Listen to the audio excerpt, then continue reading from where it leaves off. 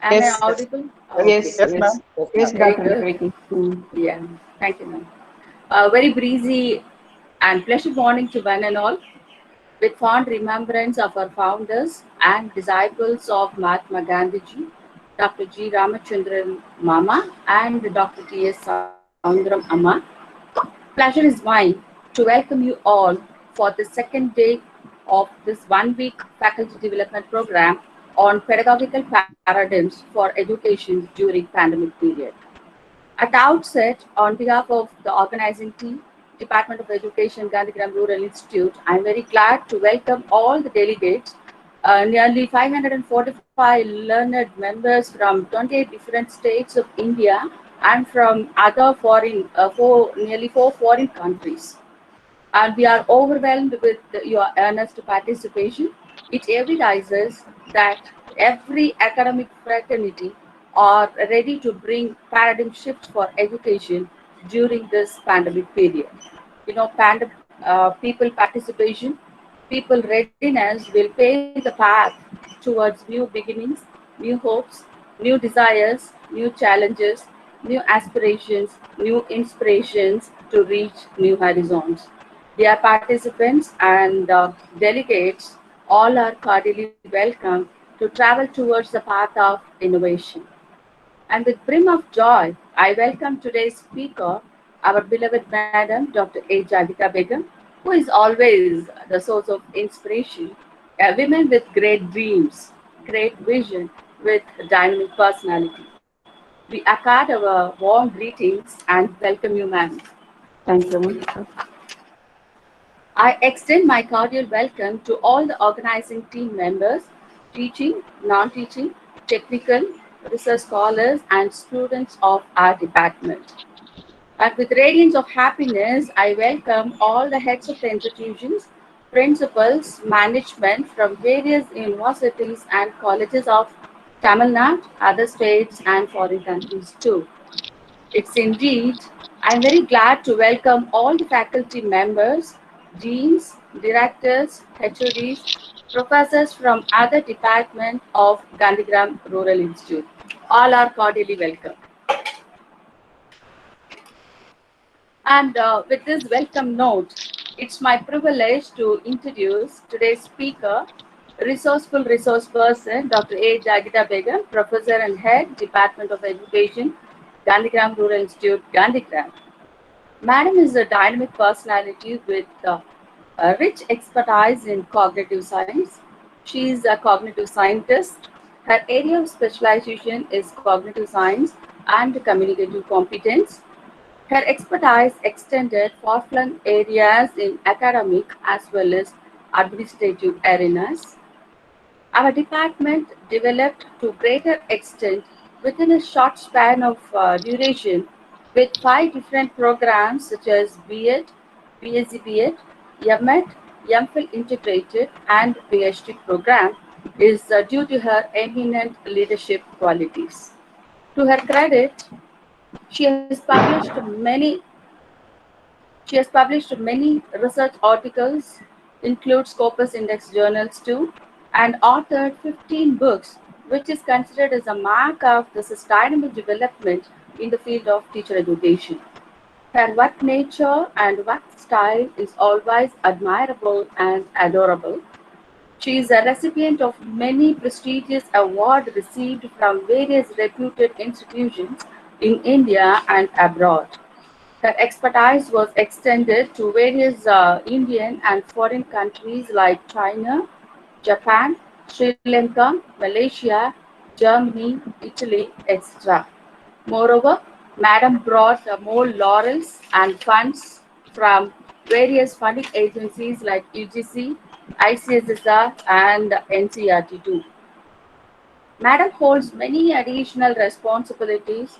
To quote a very few, as a journal editor of many refereed journals, Board of Studies member of various universities, more than 15 research scholars obtained PhD degrees under her able guidance, and Madam has organized n number of national and international level seminars, workshops, symposiums, and conferences. Of course, the list of her credentials is endless, Above all, she is a great humanitarian with highly empathetic nature too. In toto, Madam is physically strong, intellectually bright, socially competent, emotionally balanced, and spiritually rich.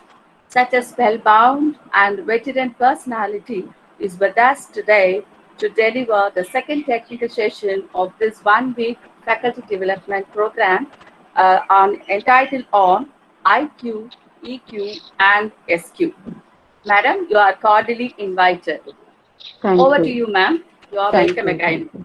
Yes, ma'am. Thank you so much, Dr. Devaki, and my dear colleagues, respected authorities of our Gandhigram Rural University, respected Vice Chancellor and Registrar, and my dear colleagues, Dr. Sridevi, Dr. Devaki, Dr. Ponusami, Dr. Bhaktoshala Perumal, and Dr. Devam, Kannadasan, Jerslin, and all the faculty members of our department, non-teaching staff, dear students and PhD scholars of our department. Above all, the participants of today's FDP program, all the participants from all over India, respected resource persons, and really it is my pleasure to be with you. And I thank the authorities and the organizing secretaries for having given this chance to meet you all virtually and also share some of my views on IQ, EQ, and SQ. This program is organized during the pandemic period, and our department has contributed a little by organizing such programs, that is, faculty development programs, how to change our teaching learning styles and also how to change our cognitive and emotional aspects during this pandemic situation. So, this topic IQ, EQ, and SQ is well known to all of us because it is very much connected with us, and daily we teachers of higher education is there, we are connected daily with many kinds of brains and many kinds of minds. So whenever we say IQ, it is very connected with the teachers. We have handling our students to improve their IQ, to improve their learning outcomes, and also to make them efficient in their learning. So that's why this IQ is very much connected with us, with our teachers, and it is not separable. We cannot separate a teacher from dealing with the IQ. So as teachers, first of all, we should develop our own IQ, and also apart from IQ, these additional quotients, that is EQ and SQ, both are very important. That's why just I have taken this topic today, and I cordially welcome the participants all, especially the participants from faraway places and others, north states. आप सभी का स्वागत है इस FDP program में. So let us see, let us discuss this IQ, EQ, and SQ. Yes, Visible ma'am. now. Thank you, thank you. So now we can try this small little test, IQ test. Compulsorily, it is not compulsory, just a trial. And you can give the answers to in the chat box.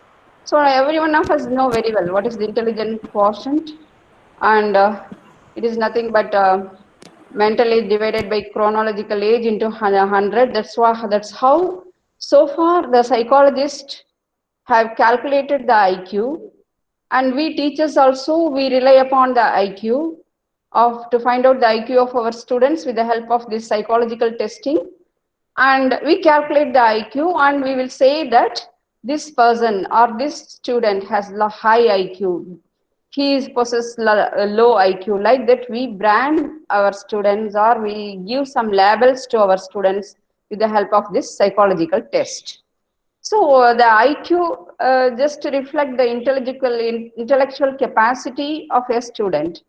So long back, it goes to the famous psychologist Binet Simon and William Stern. In the year 1916 itself, they developed this IQ test and all, and we followed that. We educationists, almost all the time, we followed the IQ test developed by our old psychologist, and we follow this in our educational setting. But now the cognitive psychologist and the neuroscientist, they came with a new definition of IQ. So IQ, long back, it was assessed with the help of standardized test, and we believe that we will fix the IQ of a student and we will say this person possesses highest ability, highest IQ, and he is a moron or he is not, he's an idiot. Like that, we classify or we judge our students with the help of this test. But now the concept of IQ is slightly changing, and we used to say now the new cognitive scientist and the new neuroscientist have come up with new aspects of IQ. That's what I am presenting here. I just leave it to your answers. IQ is not dash, but dash. So what will be that? IQ is not fixed. That is the answer. IQ is not fixed. We will fix the IQ. No. Suppose we conduct some test and we will say that this person has this much of IQ alone. He cannot improve his IQ. Like that, we will fix the IQ. But our brain possesses enormous capacity to change the IQ. That's what the but IQ can be modifiable. That's what today the recent research in cognitive psychology has given us the inputs. So there are two theories which supports this IQ of cognitive aspects. The one is SCM. SCM is nothing but structural cognitive modifiability. The cognitive level, the IQ level, the cognitive ability, the cognitive capacity of an individual can be modifiable at any time, provided with the help of MLE. What is this MLE? MLE is mediated learning experience. So with the help of right mediated learning experience, or with the right learning experiences provided by a mediator, with the help of a teacher or with the help of the parents, the IQ level of a student, of an individual, can be modified. So this is the new definition for IQ. And IQ is nothing but adaptation to the new environment. That is also holds good. So these theories are developed by student of Piaget. Student of Piaget, Jean Piaget, we know very well. And student of Piaget disproved Piaget, and his name is Ruben Feuerstein. He disproved the theories of Jean Piaget, and he came out with a new definition of IQ, that is structural cognitive modifiability, and he formed these two theories, structural cognitive modifiability and mediated learning experience. These two theories, you can find them in the Encyclopedia of Education, International Encyclopedia of Education by Bergman Press. So now we can understand very well this IQ concept. That is, IQ is depends upon the brain functioning.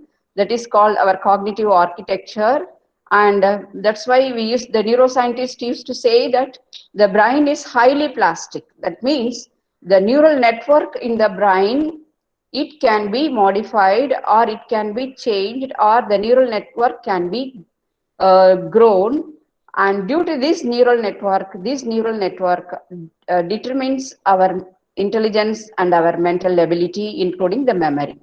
So what we teachers, higher education teachers, we so far we are following is we misinterpret IQ for memory, isn't it? We think that rote memory is nothing but IQ. Suppose if our students are able to write many aspects in the examinations without fail, then we think that he has possessed lot of IQ. He is very intelligent. But we should change this aspect, and we have to develop the problem solving ability, reasoning ability in our students. And we find our curriculum is not a thinking curriculum. as it is asked in our competitive examinations and all. Why our students fail in many of the competitive examinations? Because of not practicing this problem solving, reasoning, and thinking ability, and they depend upon their rote learning and rote memory. That's why they oppose. Sometimes they will say the questions which are asked in the examinations are out of syllabus because of this problem. So intelligence, we can say the highest level mental abilities, and we can say the higher order thinking skills, and we have to adapt these skills in the new situations, and it depends upon the time also. So the cognitive psychologists have come out with a new definition for IQ that we teachers, we have to understand now. And this pandemic situation has given a lot of time for us. It has given a lot of time for preparation. So we can give some mental exercises to our students during this period. So now there is no face-to-face teaching, and we can bring out the abilities, cognitive abilities of our students by this time, because they have a lot of time and we have a lot of time. So we can think of how to bring this cognitive capacity among our students, and we can give some tasks, isn't it? So the pandemic situation, we have to wear mask. So why don't we give more tasks to our students? So we have to change. Our lifestyle has changed with mass. So we can change the cognitive style, their learning style, and their learning aspects with the help of some cognitive tasks which are high in the cognitive aspect. So this IQ is important, and apart from this, one more quotient, one more aspect in our life, as well as in our working place, as well as in our academic institutions, which is very essential, is this emotional quotient. Emotions are very important in our life, and but for emotions, there is no learning. Previously, we called senses are gateways of learning, but now we call emotions are gateways of learning. So, what is this EQ? That is emotional quotient. We teachers know have a very good understanding about emotions.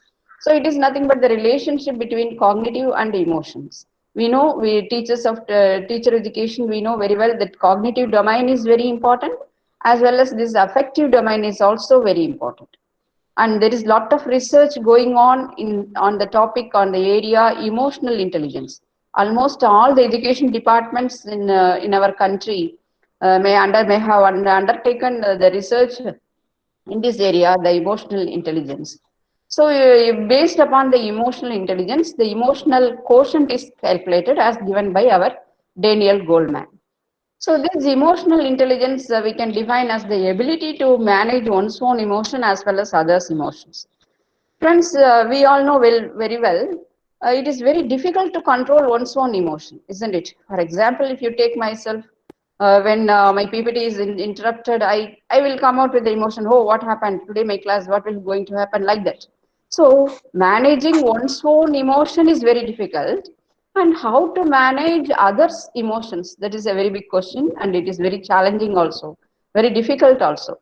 But we teachers, we should possess this emotional intelligence in our workplace. We have to improve the emotional intelligence of our students also. So that is the main aspect now. As far as this particular pandemic situation is considered, all of us have some emotional disturbance, lot of emotional disturbance because of this situation. So, of course, our emotional quotient will be low in this period, isn't it? So, this emotional intelligence is very much responsible for high quality teaching. So, the research conducted in this area has come out with many research findings like this. The teachers always, they must be emotionally stable, even in the normal situation. We teachers have to deal with our own emotions first, and then we have to deal with our students emotions. So the emotions are very important, and Daniel Goleman has come out with 5 aspects of components of emotional intelligence, and these 5 aspects are very essential for a teacher. So first, coming to the self awareness. What is this self awareness? Friends, we are aware of ourselves, who am I, and what I am doing, like that. That is one aspect of self-awareness. But what are my strengths and weakness? Isn't it? If I am strong in one subject, I can teach that subject very well. If I am not confident in particular subject or particular area in my subject, I have to give it to my friend who is very good in that particular area. That's why the concept of team teaching arises here. So, we teachers, we should consider our awareness, and we have to be very much self-aware of our strengths and weakness. That is what we call it as metacognition, isn't it? We going beyond our cognitive level and one's own self-assessment of our cognition.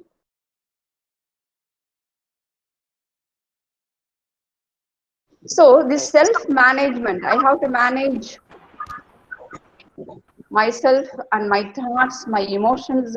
I have to control my behavior accordingly. So these are all very much essential for a teacher, as we all know. And coming to the self motivation, this self motivation is very essential for all of us, not only for our students but all our teachers, isn't it? We have got more. When we say empathy, it is entirely different. Today is the birth anniversary of our Dr. Mother Teresa, and she was the living legend for this empathy, isn't it? We must learn lessons from her, and at least 10% or 20% empathy, what she possessed, should be given to us as teachers. And these social skills, we youngsters in this pandemic situation, they are connected, we are connected with our students also, but not socially, the real social connection, but through via social apps and social tools in our technology. So the social skills also we must possess nowadays. And many youngsters are good in connecting via social web tools, but sometimes they may have problem in real connection with their friends and relatives and their kids and kins. So these social skills also very much essential for our students and our teachers. So we have to excel in the social skills. So this totally we call it as emotional intelligence, and it decides our success in the workplace. For example, when I feel somewhat insulted or somewhat some problem with others' behavior or my own behavior with others, then we will have some this emotional aspects and all. So it will affect our mind as well as it's affect our physical health.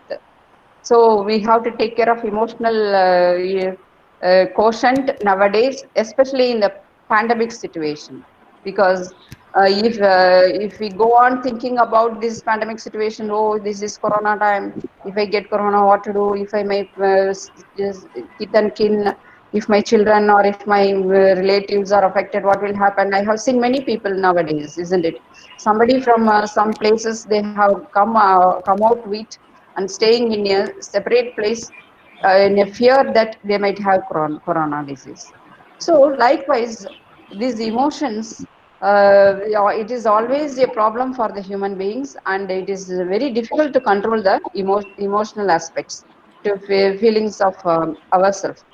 In that situation, how to control the emotional level of others, it is very much possible by us. Sometimes we may be very successful in controlling or in minimizing the negative emotions of our students, but it may be very difficult for us to minimize our own emotions, our own negative emotions. For example, if a student is suffering from a problem or financial problem or mental health or some physical health, we will call them and we will counsel them, and because of our counseling the student may get rid of their problems, emotional problems, and they will behave normally. But one's own controlling of one's own emotion is very much challenging for us. So how to if we are emotionally stable, if you are emotionally intelligent, then our emotional quotient will go high.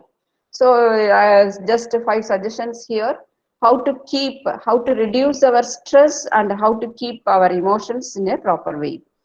And so this is the relationship between IQ and EQ. however good a person is in their IQ level, when he does not possess the emotional qualities or emotionally standard ability, then his IQ may be a problem for him. So IQ, it gives the standard measures of an intelligence, whereas EQ, it measures the personal level of emotional intelligence. So EQ, sometimes IQ depends upon EQ also, or a mere possession of IQ is not useful to the society if he does not possess the EQ. For example, a teacher may be good in his subject, but he does not go and teach according to the demands of his students. What is the use? He may be angry with the students. He may not behave properly with his students. Then whatever level of IQ, whatever level of competence that a teacher possesses, may not be useful to the student. So whatever the level a person is high in his IQ, he must possess the EQ also properly. So here you can see the very well the difference between EQ and IQ. So this IQ deals with the brain. EQ, we can say heart. Actually, heart has nothing with emotions, but we used to consider heart as the synonym for emotion, isn't it? Love, affection. So it is somewhat connected with our feelings, connected with our emotions.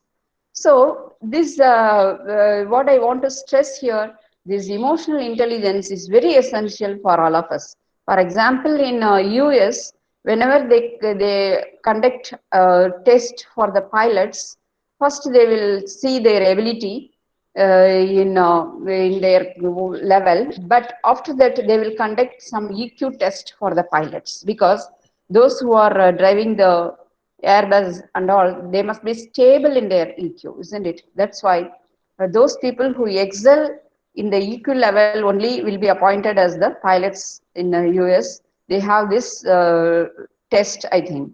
So when we come to the brain and emotions, this is the area. This is the area where the limbic system. This is the inner part of the brain, and it possesses the brain area with two, three parts like hippocampus, pituitary gland, amygdala, and hypothalamus. This is the seat of emotions. This is where our emotions, whether good or bad, are originated.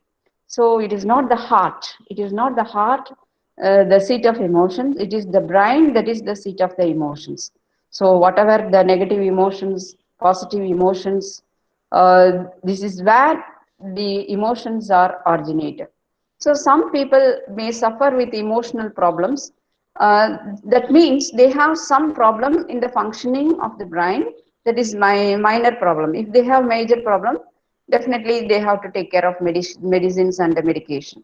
So this limbic system is responsible for the emotional aspects. And not only the limbic system, there is one area in our brain, that is left frontal prefrontal cortex, that is always associated with positive emotions as well as happiness. So teachers, we should know how to keep our brain in a positive way or in a positive emotion. And it is not possible always to be happy in life. Sometimes we may have problems, sometimes we may have adverse situations, but we should know how to cope up with our emotions. That is very important. Suppose we have lose somebody in our life, if we have some problems in our life, one day or 2 day mourning will be enough. But if we go on mourning for lifetime, what will happen? Nothing is going to happen. That's why we should cope up with our emotions, and we have to come out with a solution for that problems. So this happiness and positive thought is very important, because when we are in stress, the hormone cortisol will be always in high level. So a person with low cortisol is very they will keep their mind in a very calm manner, whereas high cortisol level will leads to lot of problems like stress, nervousness, anxiety, and many physical problems also, physical diseases also, that we have to know. And sometimes we will come to the institution in a very happy mood. Something will happen in the institution and it will totally spoil our mood. So at that time, what will happen? Our cortisol level, when we are in stress, our cortisol level will improve or will enhance. So at that time, we should know how to monitor our cortisol level. So, dear friends, this emotional quotient is very important. That's why we are dealing with this topic, that perceiving one's own emotions, understanding one's own emotions, and managing one's own emotions, and using one's own emotions in a positive emotions in a positive way, in a fruitful manner. That's what totally we call it as emotional intelligence. Based on our emotional intelligence, there are many scales or available standardized scales starting from Daniel Goleman. Many researchers have come out with many lot of scales now, and we can measure the emotional quotient of a human being. So measuring the emotional quotient academically is one thing, whereas the uneducated people, they will measure the emotional intelligence of a people very easily, isn't it? They will say this person is good, this person is average in his emotion, this person is very good in the emotion, he's stable, he's always reliable, isn't it? Like that, they used to assess the emotional level very well. Our elders and even many people who don't know what is emotion and all, scientifically they will come out with very good emotions. We have seen our friends and relatives like this. So we must see now what is happening around us, how the world is now. Now we can see the pandemic situation has brought a lot of changes worldwide. It has brought a lot of changes in our lifestyles. It has brought a lot of changes in our working, especially the teachers. Now we have to go for very good. What do we say? We have to go with very good online teaching aspects and all. There are a lot of changes in our day-to-day teaching. Now it has become like this. So what to do now? How to see the world? How to cope up with the present situation? That is very big challenge ahead of us. And I hope we are coming out with very successful aspect. Many teachers previously, they don't know what is online teaching and all, but now they are the experts now. Even for example, you take myself, I have learned a lot of things during these days. So this technology is helping a lot. Because of technology, now we can, for this FDP program, 250 from many states, 32 states have joined our with us. So these are all the fruitful aspects of technology. And according to the changing needs and changing time, we have to change. Change is ever permanent, isn't it? So, my dear friends, coming to the spiritual quotient, that is another aspect of another successful factor for successful human beings. So, this spiritual quotient, what is it? Each and everyone in this country spiritually attached to something else. We, India, is a spiritual nation because we are all praying, isn't it? We, the people of India, we should be very proud that our country is the role model in spirituality to other countries. So this spiritual aspect, in the morning I prayed Almighty, I prayed there should not be any power cut, there should not be any disturbance in my online class. However, a person is good or they possess competence, but for the help of Almighty, nothing can be done. So the aspect is the spiritual intelligence. We are discussing about a spiritual quotient and a spiritual intelligence, and we have to understand the very existence, isn't it? That's what our rishis and munis, they have spent a lot of their time and thinking about what for human beings are created by Almighty, what is the reason, and why should we live, and what are the moral values that we can follow. Like that, they have devoted their time in finding out what is spiritually yeah, what is spiritual existence and what is the spiritual intelligence also. So spiritual intelligence is also very much essential in our life. Last year by this time we didn't imagine that classes are going to be like this and we are going to suffer with this corona, but now we are suffering to the core. So what is the reason why this is happening? Who decides this? So something we have to accept in our life that some superpower is existing, and we call this superpower by our own religions by different names. So this spiritual intelligence is very much essential to manage our life and balance our life, isn't it? Nobody in this world are free from worries. Nobody in this world are free from adverse situations. So how to cope up our emotions and all when we feel, when we have some problems in our life, and when we have some difficulties, when we have tough time, what to do? So the only answer is this spiritual intelligence. Spiritual intelligence is nothing but training our brain, training our mind. So each day we pray, each day we will sit and do something. Even when we sit quiet, our brain will not stop thinking, isn't it? We may not be talking, but our brain will be talking in the form of thinking. So this we are training our brain to be calm, to be quiet for some time, at least 10 minutes when we are doing the prayer. The most difficult task for a person is stop thinking, isn't it? When we give the medicine to a person and ask him not to think of monkey, definitely he will think of monkey and he will say, I could not stop thinking of monkey when I take this medicine. So training our brain and mind is nothing but spiritual aspect that we are concentrating on Almighty or on some thinking, some sort of good thinking, and we stop our negative thinking and we try to train our brain, or we navigate through one particular channel towards thinking. That is called meditation, isn't it? When we meditate, we will forget ourselves, we will forget the environment, we will forget everything, and we will think only on particular thing, or say any Almighty or any God or any name or anything else. So training our brain is called spiritually thinking. So the in IQ, whatever we do with the help of our senses, it will bring some upliftment or an enhancement in our IQ. But when we stop our thinking and we think on a particular aspect of spirituality, that is the senses of SQ. So our spiritual behavior will bring us some good aspects to our health as well as to our brain. If we want to be healthy in this pandemic situation, we should be healthy mind wise, and we should be healthy brain wise, and we should be healthy body wise.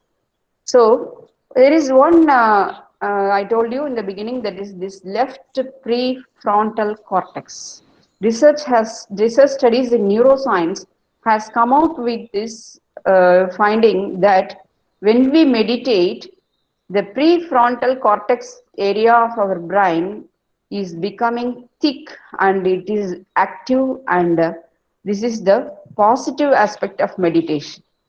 So there are many benefits when we do meditation, and this is one aspect that is helpful because this prefrontal area is important area in our brain. This is where we can we will take decisions. This area is responsible for making decisions in our life, whether good or bad. The decisions will be taken here only. This part is poorly developed or underdeveloped when a person reaches year 20. 20 years after 20 only this area will properly develop. That's why our youngsters are highly emotional, and they take only emotional decisions in their life before 20, especially at the time of adolescence. And after 20, they will be somewhat all right, isn't it? So even yesterday, one student has committed suicide due to NEET examination. So they will take some hasty decisions and emotional decisions. They will not think, or they will not think rationally. So this is the area which is responsible for that behavior. So, my dear friends, and brain is the seat of all types of quotients that today we are dealt with. That is intelligent, whether it is intelligent quotients, whether it is intellectual intelligence, spiritual intelligence, emotional intelligence, all these intelligence, our brain is responsible. So we teachers, we have to bring all these quotients in our students. Not only IQ, but we deal with IQ level only, isn't it? We run for marks, and our students and my parents also they stress only marks, and they want to excel in marks. But we totally forgot the emotional quotient and spiritual quotient, which is also the objective of having education. As Vivekananda stated, education is for all-round development. What is all-round development? This IQ, EQ, and SQ. This is all-round development.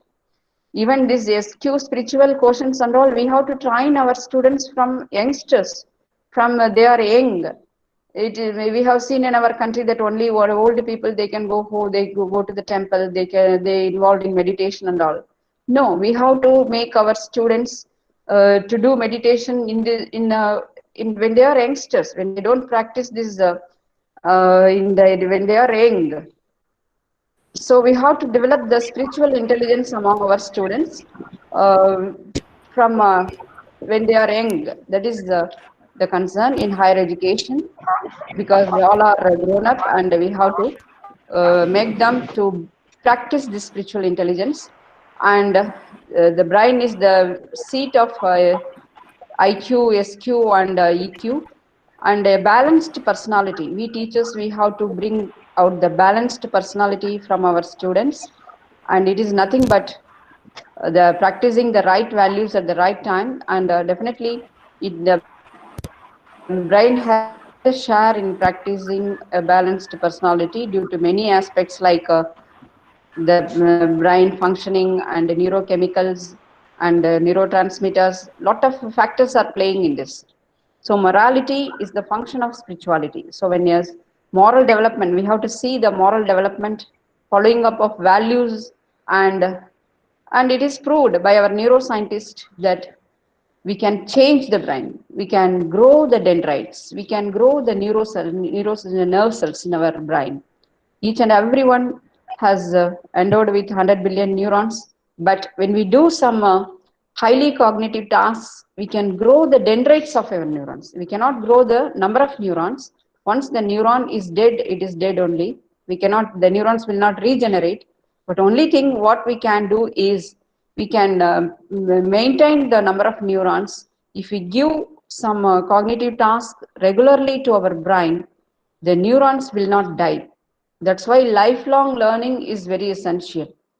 And we higher education teachers, we have to learn daily. That means when we take classes, that's why teachers are considered to be young and energetic. Am I audible? Yes, ma'am. Hello. You are Yes, ma'am. clear. Yes, You are ma'am. audible, ma'am. Yes, ma'am, Okay. audible. So we Audible, have ma'am. to, thank you. We have to change the lifestyle, and we have to keep our brain in a proper way, and we have to practice the values in our life. And we have learned some lessons from this COVID-19, that is, life is not permanent. That is, we are immortal. When once we born means one day we are going to die. There is no doubt in that. But only thing how we are living in this during the life. So now the corona has changed our lives into e-lives, isn't it?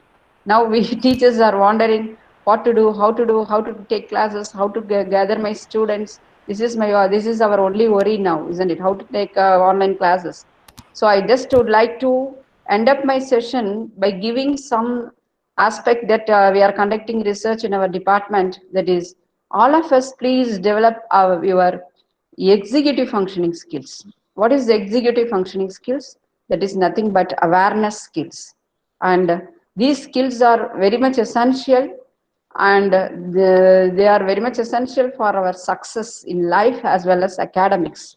So these are all neuropsychological skills, and we have control. When we have control on one's thinking, one's behavior, that is called executive functioning skills. So how to improve this IQ, EQ, and SQ?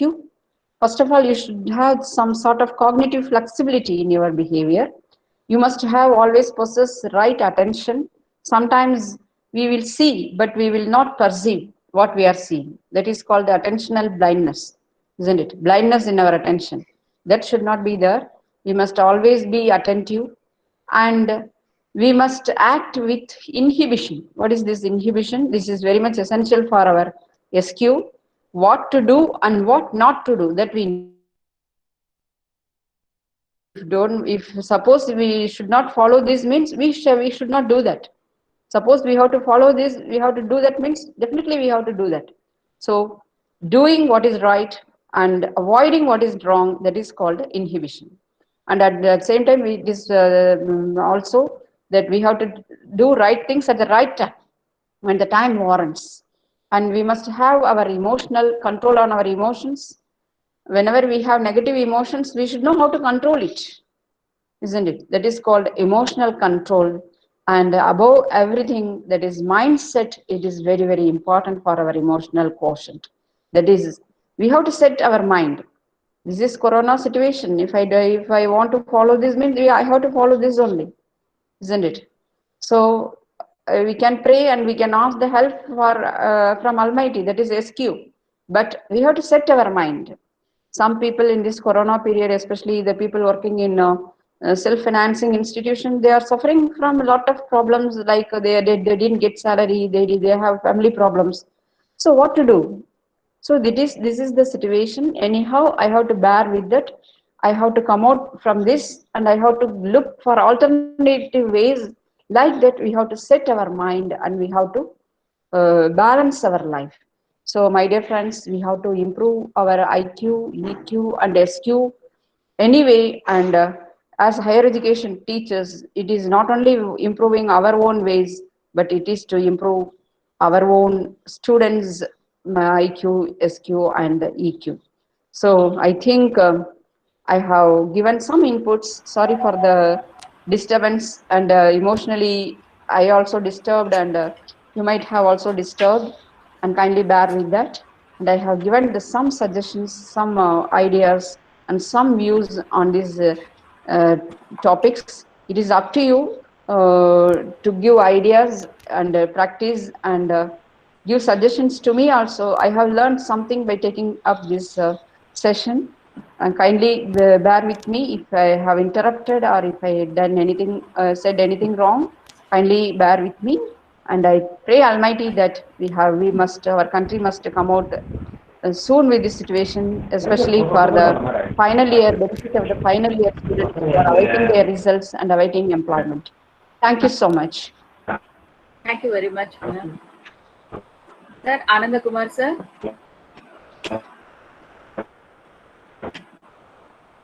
Ananda Kumar, sir, kindly unmute your audio and then speak. Yes, ma'am. Thank you, ma'am, for your excellent and inspiring speech.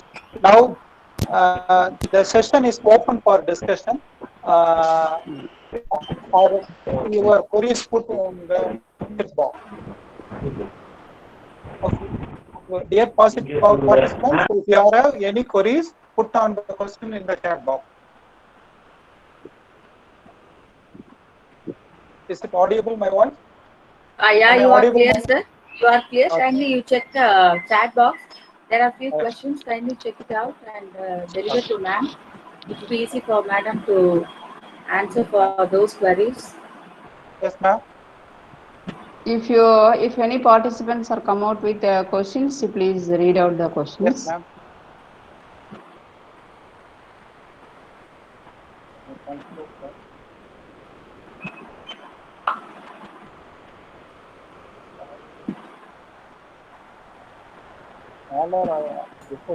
Oh, another participant asked. Physically present. Yes, ma'am. Mentally present also. Please, sir. Someone is asking question. Sir, please, sir. Or otherwise, you put question in the chat box. Someone is asking question. Ma'am, there are two questions, ma'am. Oh, please. in the chat box. The first one is they have asked, is there any relationship between IQ and metacognition? That is the first Definitely. question raised by Shyamala. And the second one is by Paritosh sir. What is the difference between emotional intelligence and intelligence? Okay. And So, one more question, ma'am. Is there any relation between IQ and memory retrieval? yes, I can see in the chat also. Yes, ma'am. That is Uh, from there only I am so reading, ma'am. I am asking this Paritosh Mahaji. Yes, What is Yes, the ma'am. ma'am. difference between emotional intelligence and intelligence? So I think I have clearly told about this emotional intelligence related with emotions and intelligence related with the cognitive aspects, that is mental aspects. So the difference is clear, but they will overlap. Whenever you have intelligence, definitely you can't work in isolation with emotions. You need emotions to work your intelligence also. So difference is feelings are will be high in your emotional intelligence, whereas your cognitive ability is high in when you are intelligent, isn't it? So I'm going to the next question. Relation between IQ and memory retrieval. Both are very much connected only. So, but the person may be intelligent, but sometimes they may possess poor memory also. But memory is very important. Memory is important for intelligence. For example, if you are working out a mathematical concept, if you doesn't possess the formula or working out of the concepts in your memory, how did you work out? So IQ depends upon your memory, but memory alone is not intelligence, isn't it? So we have a lot of tools in cognitive psychology exclusively for memory and exclusively for intelligence. And Swati Modak has asked, how can we improve EQ? EQ can be improved by our behavior only, by managing our emotions. Suppose if you are angry, very much angry, you should not shout. You have to manage properly, isn't it? So likewise, for each and every emotion, if you have, you should not be very happy, even if you should not shout for your happiness. That is also, you are not emotionally stable. Nowadays, our youngsters are, suppose whenever a cricket team wins, they will shout and they will celebrate. But if our team is defeated by some other team, we will go and shout at the cricket players' home, isn't it? This should not be there. So we have to train our emotions and we have to manage our emotions. What is social Madam, intelligence? Social intelligence also very much essential. It is that is nothing but when we practice the social skills, how to behave with others, how to behave in groups, what to say and what not to say. These are all coming under social intelligence. And social, we can say this is another important area in education, that is called social cognition. What is the formula for assessing EQ? There is no such formula, sir. We have to find out the emotional intelligence. Aruna Mishra, she is asking. We have to assess the emotional intelligence of a person, and based on the assessment and with the help of rating scales and standardized tools, it is designed by Daniel Goldman. And then we have to come out with the quotient, which will reveal us whether it is high, low, or average. That's all. We cannot assess the like intelligence quotient IQ 20, 30. It is not possible to quantify. It is only qualitative analysis. Is there any techniques to control our emotions? Definitely there are a lot of techniques. That's why we have to meditate. So with the help of meditation and prayer, we can control our emotions and we can seek help from our Almighty. And I think that's all the question. Any algorithms for EQ? No algorithm. But now emotions can be tried in machines, and we practice many algorithms in machine learning. But in brain EQ, the brain will develop their own its own algorithm. If you behave, then that is the algorithm, isn't it? So SQ in the workplace we have to develop, that is spiritual aspect. It is not possible for prayer without doing our work. We should not pray and we should not spend our time. But SQ can be practiced within our brain, within our mind. Suppose something goes wrong in our workplace, we have to pray Almighty silently. Even 5 minutes, 3 minutes, we can allot our leisure time for us for this spiritual prayer and meditation and all in our workplace. But we should do in a calm and quiet place without any disturbance. That will be good. SQ, EQ is same level. How do we find out whether SQ, EQ, SQ are same level? It is not possible to find out. We may be good. We may be good in our IQ. We may be good in SQ, and we may be good our EQ. What is the reflection means? We are the balanced personality, isn't it? If we are good in all the three aspects, we are balanced personality. Very good. Even we have seen some good doctors, some good, recently Dr. Cherian, he committed suicide. He may be very good in his IQ, he is a very good person, very good doctor, but his emotional level is not good, isn't it? So if we are good in IQ and SQ and EQ, that we are very good in our balancing the emotions, and we are the balanced personality. So these are all repeated questions only. So thank you so much for all the participants. I should not take much of your time. You are repeatedly asking the same questions. I have given some tips for the teachers also. So thank you all. Thank you once again.